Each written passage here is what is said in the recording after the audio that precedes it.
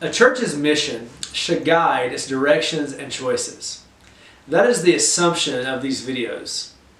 Some aspects of Agape's vision are permanent. The mission and values, for example, describe the big picture that will always remain the same. But other aspects of our vision consider our church's current resources and calling. It considers God's leading on our desires for the immediate and near-term future. So in 2017, our elders prayerfully crafted a 5-year vision. The foundation of that vision was to plant a church in our city around the years 2022-2023. And we wanted to plant that church primarily through reaching people disconnected from other local churches.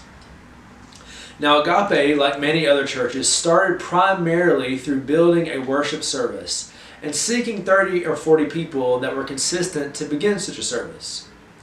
But we believe in this city, in this time in particular, it is our calling to plant churches not by focusing on starting a worship gathering, but by developing deep and abiding relationships.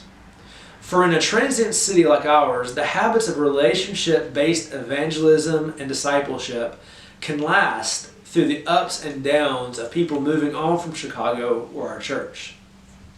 So we put together this 5-year vision, again summed up with the phrase, becoming a church-planting church that reaches new people for Christ. We want to plant a church by reaching new people for Christ.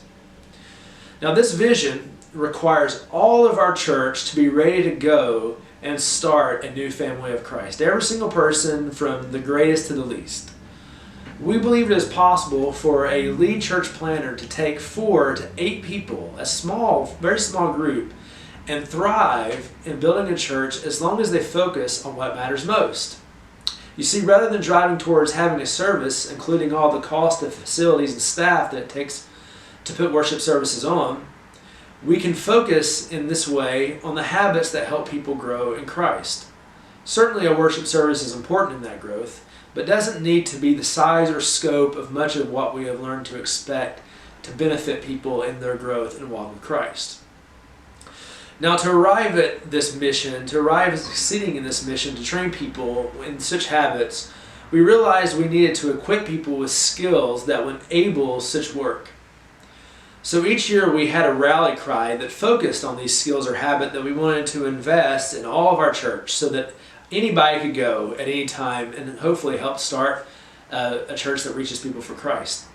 So in 2018, we said, what you doing, want to come? That was our rally cry. We emphasized that we shouldn't just talk about God, Jesus, or the Bible only during worship services or formal Bible studies, but everywhere. The supermarket, car rides, working on fixing a home, cooking your amazing pasta dish, raking leaves, discussing a movie, or especially eating meals are great context for gossiping about Jesus. The idea is that many of us do tons of things in life, and instead of seeing Jesus as connected to every part of our lives, we imagine we must constantly craft extra spaces or meetings and studies for Him. And honestly, this is just not the picture we see in the New Testament.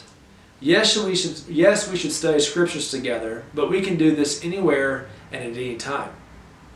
Now in 2018 to 2019, our rally cry was, what you doing, want to come home? This was similar to the year before, but with an emphasis on hosting people, welcoming them into our homes. We felt this deserved emphasis because in urban areas like ours, where folks are less likely to host, we have smaller spaces, our commutes to work are longer, and we cook less. But we realize that Christians from early on have had unique hospitality as an essential part of their DNA. We think this should be the same for us. Now, from 2019 to the present, this was our rally cry.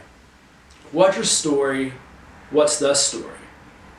One practice we focused on during that time was helping people craft 3 to 5 minute versions of their testimony, thus able to naturally answer the question, what's your story? We also helped to aim people to engage others in explaining the big story of the Bible. What's the story? But the biggest emphasis in 2019 and 2020 has been on memorizing gospel stories, what we call gospel-formed discipleship. And for more explanation of that, I will wait till video 5. Thank you.